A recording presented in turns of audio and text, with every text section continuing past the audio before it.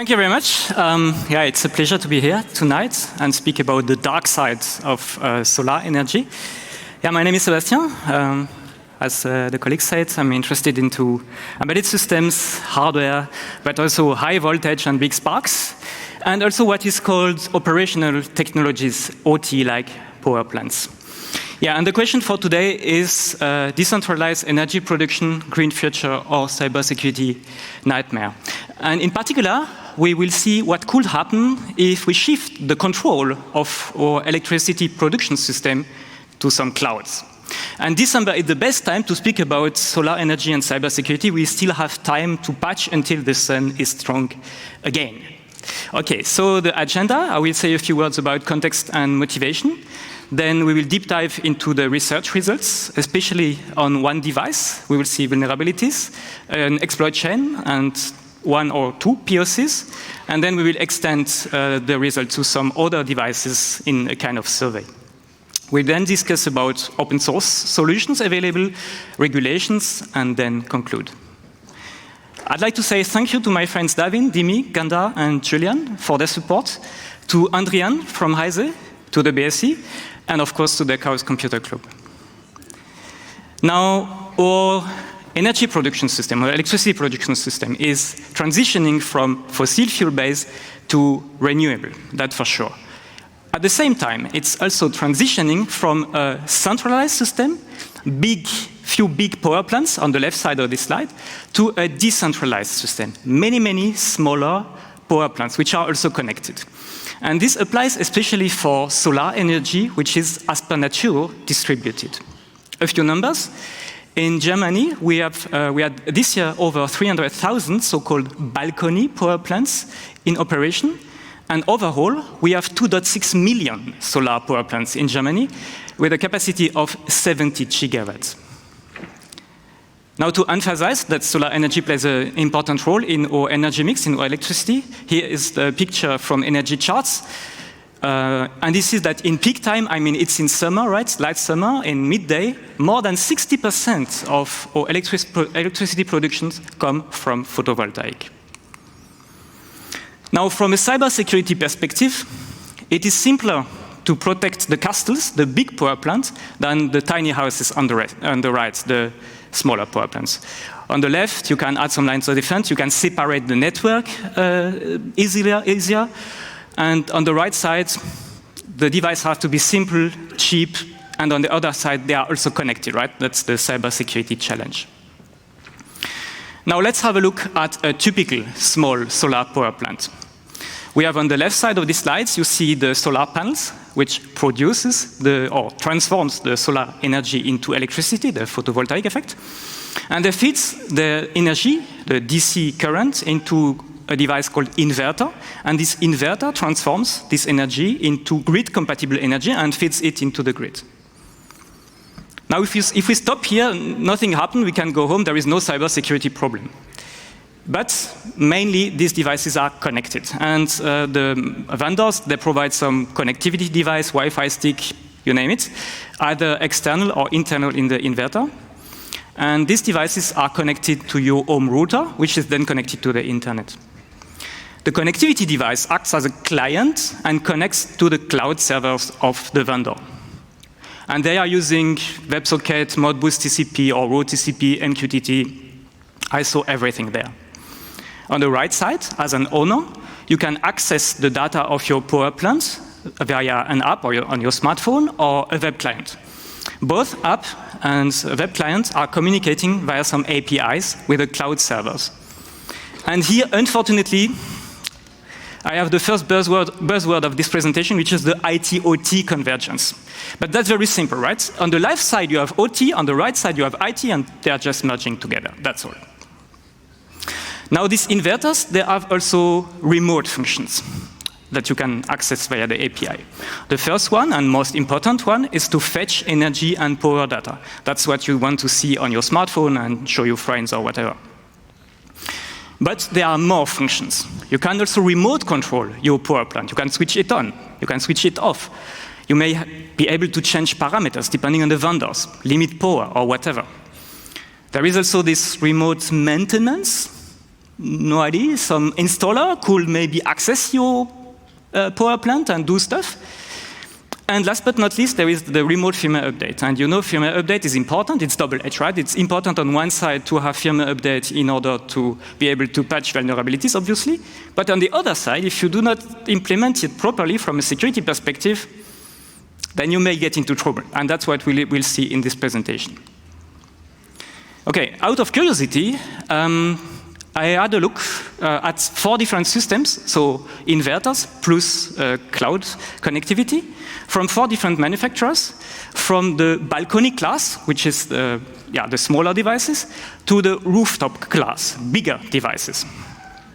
And now I will present detailed results about the OMILES microinverter HM300 with a DTU light. So remember these acronyms, MI for microinverter and DTU, which is the connectivity device. I have one here. And I will use these acronyms in the rest of this presentation. So we will see vulnerabilities, POC, and so on. For the remaining 3 devices, I will present in a kind of survey some anonymized high-level results. A few lines of disclaimer. So the cloud vulnerabilities have been patched by now and very fast by the manufacturer. I did test on my own inverters, obviously. I had no external financing. By the way, if you are interested in buying some used inverter, right, I have a lot at home, and so you can talk to me after the talk. I didn't find any PCERT, product cert, responsible disclosure policy at the vendor side. Who needs that, right? So I informed the BSC beginning of September. And the manufacturer had access to the main part of my report end of September. And Heise published 3 excellent articles about this research end of September, so this is public knowledge. And they could reproduce most of the exploits too. You see the articles on the right side, and they are still available. Okay, now let's have a look at the vulnerabilities of the device. We begin with the simple one, information disclosure. Missing authorization in an API allowed an attacker to extract serial numbers of all connected inverters and connectivity devices. So here, when you create a new power plant, you will get a kind of ID in integer. And each time a power plant is created, this integer will be just increased by 10. So this is quite simple to enumerate. And just with the knowledge of this ID, it was possible to extract the associated serial numbers of the MI, the inverters, and the DTU, the connectivity device. And we found 230,000 plants as of September 2023, this year. And this is how it works. It's quite simple. The API is very simple. You need a session token, but you can create a new account and take a session token from this new account. It doesn't need to be related to the ID of the power plant. And again, since there is a pattern behind the ID generation, you can also enumerate it. And on the right side, you see the serial numbers of the devices related to this ID. Second vulnerability, command any device. Due to an insecure direct object reference vulnerability, commands could be sent to any connected device with a simple account. Only the serial number was needed. This is a very critical one, right? Because with this one, so there is a list of commands. We will see a few of them. And basically, anybody could execute command on any device just by knowing the serial number. That's not very good. And this is how it worked. Here is an excerpt of the command list. You see reboot, upgrade, reboot, shutdown, limit power, upgrade again. So interesting commands from an attacker perspective.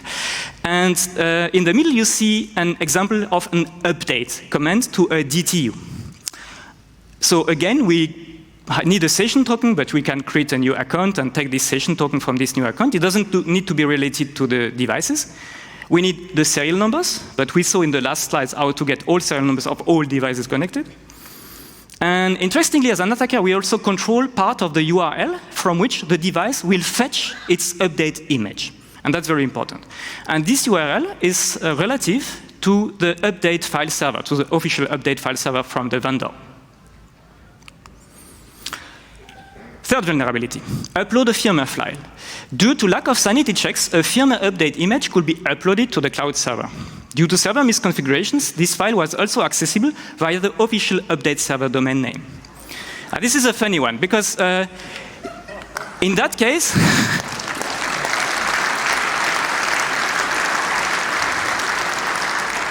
You know, the vendors, they are providing a nice feature to upload an image, a picture, because image is misleading in that case, a picture of your power plant to the cloud, right? But you could also upload more than a picture. You could upload also an update image, so a binary. It's not really a binary because it's in Intel hex format, but anyhow, it was possible to upload an Intel hex update image to the cloud. And then, interestingly enough, this was also accessible via the firmware update server domain name. And this is how it works. Here, for the upload command, no need for session token, interestingly. In the file contents, you see that this is the typical multi-part form data stuff. So you put image PNG so that the server say, okay. And then you put your Intel hex format, so the update image you want to upload. And you get a success message with a file path, relative file path. And this file is also accessible via the official firmware update domain. And we come to the last one, fourth vulnerability, manipulate a firmware update image. Firmware update images were not signed, and secure boot was not in place. Therefore, a manipulated firmware update image could be crafted and therefore installed. So we have two devices. We have the DTU and we have the inverter, the MI. Okay, it's not really, but anyway. And for both devices, the firmware is divided into a bootloader and an application part. The bootloader is probably not updatable, but we can update the application. And they put a lot of checksums and CSCs, but no cryptographic protection. And now we have all the steps, all the elements for our exploit chain. I think you understood it. We will craft a manipulated firmware image with shellcode for the DTU and for the MI. We will upload these firmware update images to the upload server. You remember, we can upload a picture, but you can also upload a binary. And then we will command any devices, basically, to install these images because of the IDOR vulnerability and because we can get all serial numbers of all connected devices. With that, we have a kind of mass, but cheap, remote code execution via firmware update process. The goal of this shellcode here in my examples would be to synchronously manipulate multiple devices. And the first example will be to toggle the grid side relay at a predefined time, and then I will explain the steps. But other behaviors could be programmed too, and I have a second video for a second POC. The challenge for the shellcode, obviously, is to only extend but to not disturb the normal operations of the device. These are the setup I used. On the left, you see the wall setup with the MI, so the inverter in the middle, the DTU on the right. On the left side, I connected the grid side to a small signal generator, not to the real grid. And it is monitored by an oscilloscope. The solar side is connected to a power supply because the electronics is powered by the solar side. So the power supply simulates the solar panels, let's say. On the right side, you see the setups used for shellcode development for the DTU. If you open it, you see this PCB. And there is a JIDAG interface, which is open. And on the bottom, you see the inverter, the MI. Here, I had to remove all this kind of compound. They put the PCB in the case and put a lot of black mass. I don't know what it is, but it was a mess, and it is still a mess, sorry. And yeah, I had to remove that, but the PCB is there, and there is also a JIDAG, which is obviously also open. And so I could develop the shellcode. Okay, the DTU implements a Giga device, GD32, maybe you know it. It's an ARM-based CPU with embedded flash. I used Ghidra for shellcode development in assembly, and I debugged with Jalink. The DTU has an RTC, so a real-time clock. And you see on the left of the left top of the picture, you see a small battery. So there is an RTC and a backup battery. And the RTC will be synchronized with an NTP server. So we have a time base. And I used this time base to stop the DTU firmware at a predefined hard-coded time, like a time bomb. For that, I extended the watchdog reload interrupt. And in this interrupt, I will compare the actual time in RTC with the hard-coded time, and if the time is reached, then all interrupts will be stopped, and the device will go into an endless loop and switch on all LEDs. That's important. Here you see some excerpt of the shellcode. On the left, the reload watchdog function, which has been patched. And here you see an unconditional branch to this mypatch function on the right. This mypatch function will do the steps I said before, so compare the RTC with the hardcoding time and eventually go into this forever loop. On the MI side, it was a little bit more complicated. Here we have a TI DSP with a kind of exotic core, this C28X, also embedded flash. I didn't find any decompiler support, so I used the TI compiler for shellcode development and also the TI environment for debugging. The MI, the inverter, and the DTU, they are communicating via a proprietary RF interface. And a heartbeat mechanism is used in this interface.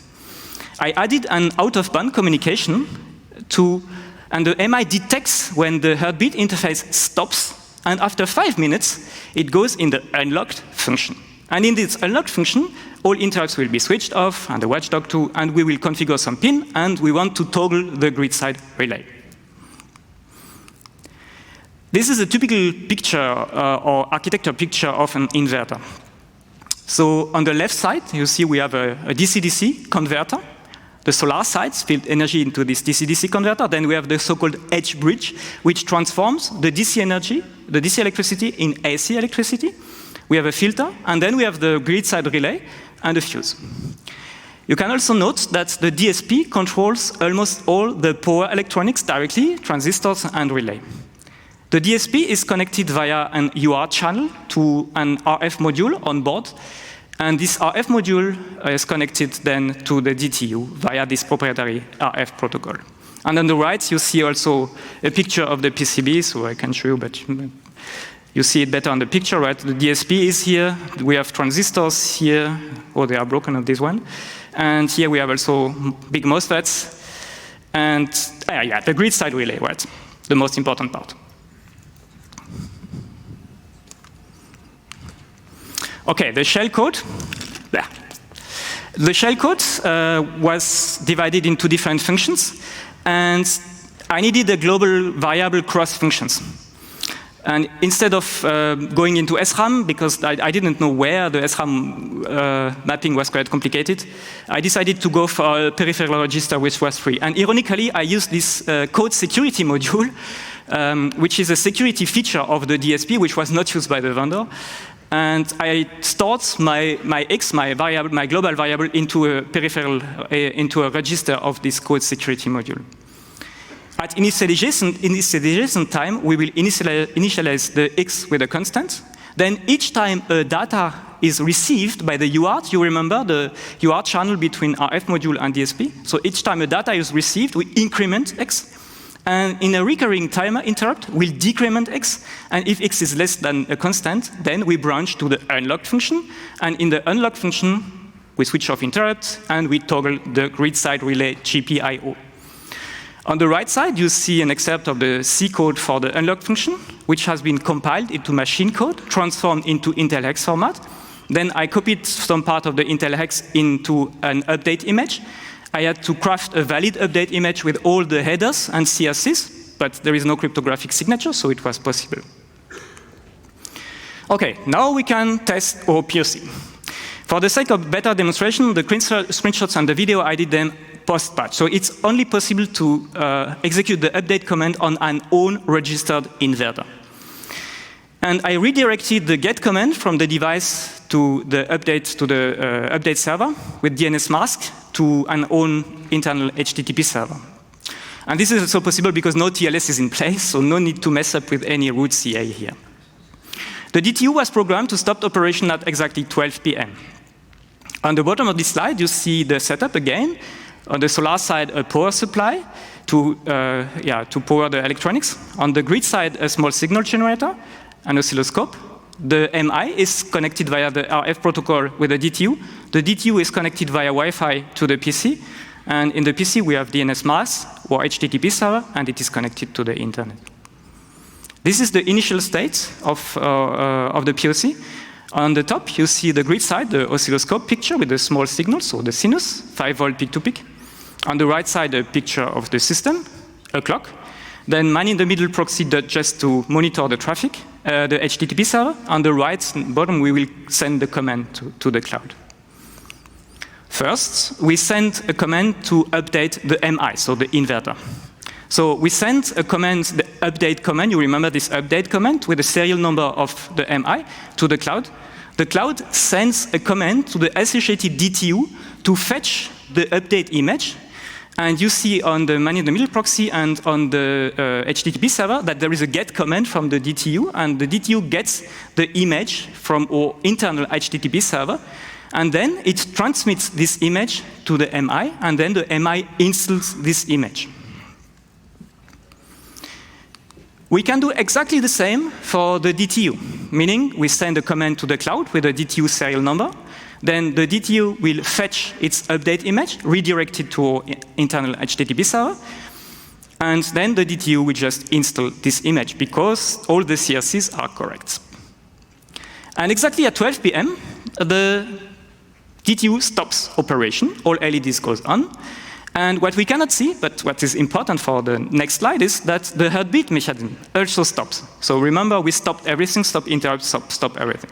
Which means that after 5 minutes, the MI goes into the unlock function, and you can see it clearly on the oscilloscope picture that we have the grid side relay toggles every 200 milliseconds, I guess, and also the LEDs are switched on. And I think now I have some videos.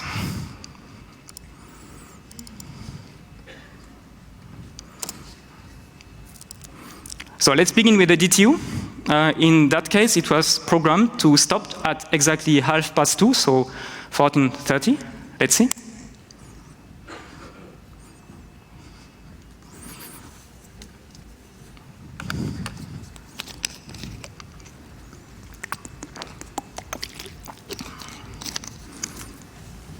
Hey, yes. We managed.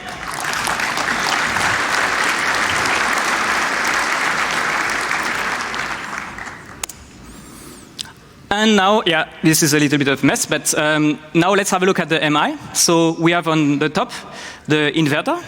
On the bottom, I had to grab my old Tektronix with a grid side relay, the small signal generator, the power supply. And you see the DTU on the right has already stopped, so it's about 5 minutes after the DTU stops. Let's see what happens.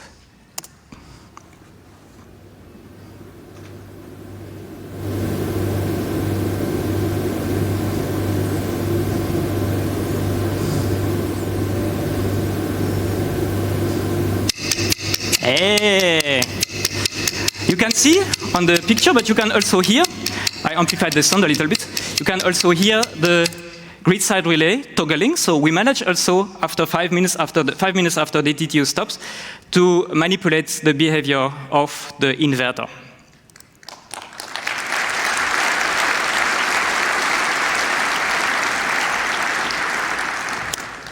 Now, as I said, basically other behaviors could be programmed in the device too.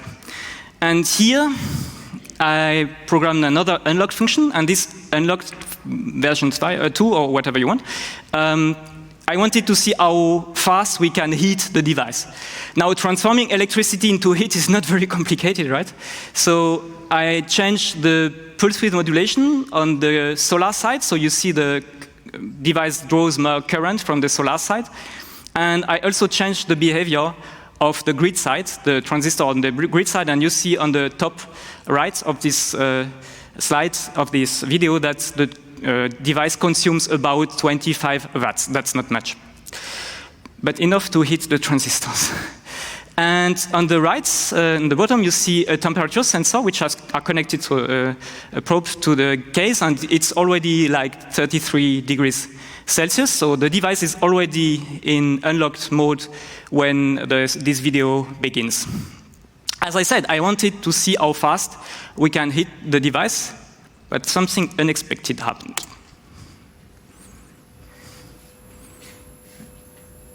Now you see the temperature increases.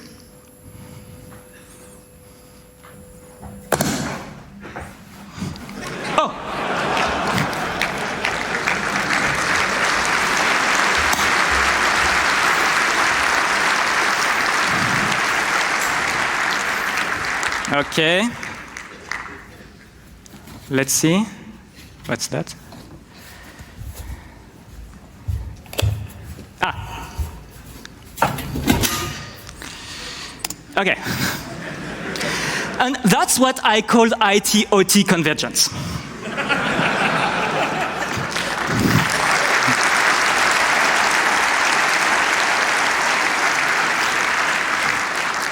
Or better said, the security implications of the IT-OT convergence. Now, what happened here? Basically, it's not so simply possible to short-circuit the grid by switching off MOSFETs on this device because there is a short-circuit protection circuitry. However, and despite of this protection, the MOSFET broke down, probably because they were overheated locally. And you know, if MOSFETs break down, they tend to short-circuit drain and source. And that's what happened here, and that's why we had this short circuit on the grid. Okay, let's go back to the presentation. Now let's step back and see what could happen with this kind of exploit. By silently updating multiple devices in advance with malicious firmware images, a synchronous behavior change of many, many devices could be triggered. And this kind of synchronous behavior change is not very good for the grid. And it is stated here in a study from Netherlands. Turning off all the converters at once and turning them on again, you will get spikes. Not good.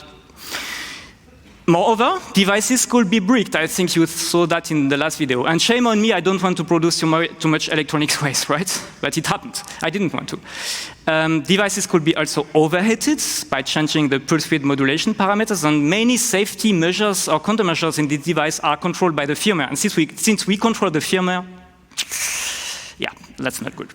And last but not least, the DTU could be misused for criminal activities like botnet or whatever, because it has a direct internet connection, and it can be also reprogrammed. I disclosed this vulnerability to the BSC first, and then I waited. And I waited again. And then I contacted Heise, and then things went very fast, and the manufacturer patched the most critical vulnerability. Okay. Now, as I said, I had a look at more devices, and here I can present some of the results. Okay, let's begin with the cloud and API vulnerabilities. Insecure direct object reference, 4 out of 4. So here, manipulating parameters on a remote device with a simple account, or executing commands on a remote device, again, with a simple account. That was possible. Information disclosure, 4 out of 4. Here, serial numbers, like in this one, but also mail addresses, GPS coordinates. And in one device, interestingly, it was possible to extract or to get the SSID and the associated Wi-Fi password of the Wi-Fi with which the device is connected remotely.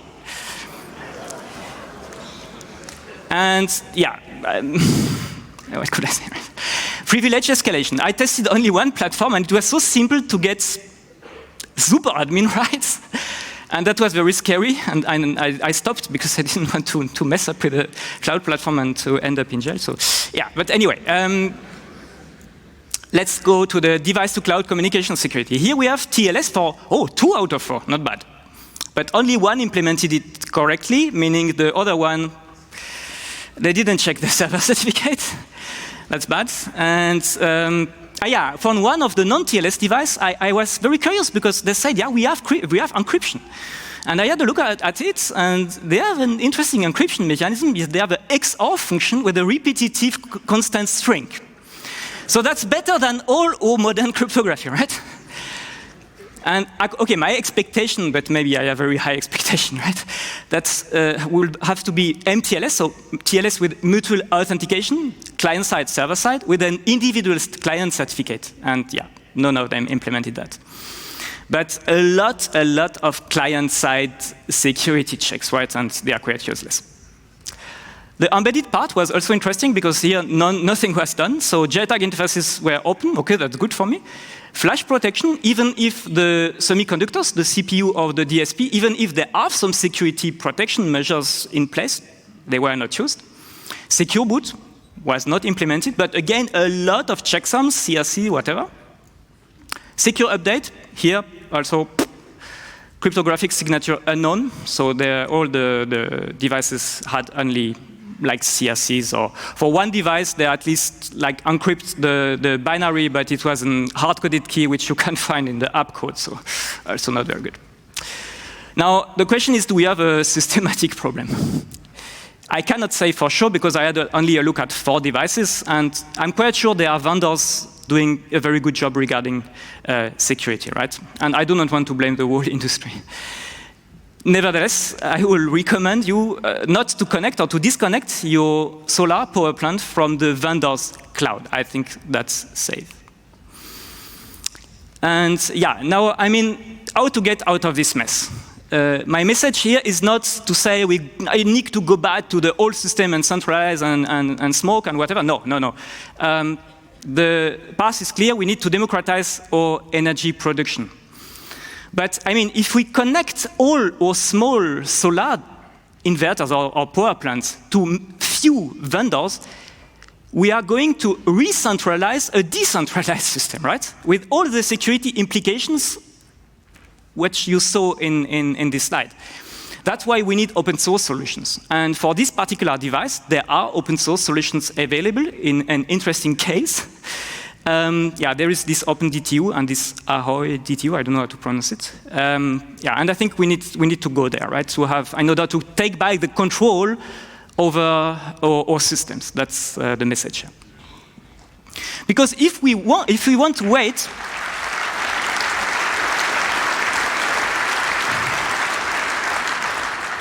Yeah, if we want to wait until we have regulations, then we can wait very, very, very long, I guess. Because these devices are classified as commercial IoT devices. And for them, there is almost nothing. In Germany, we have the Kritis-Verordnung, the Kritis decree, which applies for big power plants, more than 104 megawatts, so not for all small power plants. However, if we sum the power of all the small power plants connected to one cloud, I guess we'll reach this number by now, and maybe it shall apply, but I don't know, right? I'm not in this stuff. And we have the EU Cyber Resilience Act. This will save us, right? I know it is controversial, but at least it will apply to this device. However, this regulation shall apply 36 months. I don't know why they changed to 36, but that's not good. I mean, in 3 years, and the conformity assessments can be, for this kind of device, as far as I understood, can be a self-assessment, right? So you don't need to go to a third party to evaluate your system. So I think we need a more effective short-term solution in terms of regulation. And this leads me to my conclusion.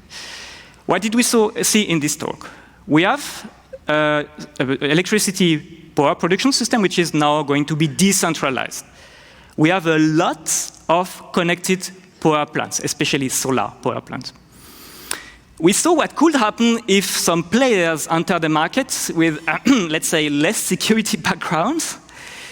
Yeah, for the last one, I think I do not have to elaborate. That's why I would encourage the community here to have a look at devices in the energy sectors, like inverter, but also EV charger, wall boxes, or smart meters. But be careful with electricity, right? I hope you enjoyed this talk. That's the end, and maybe we have questions.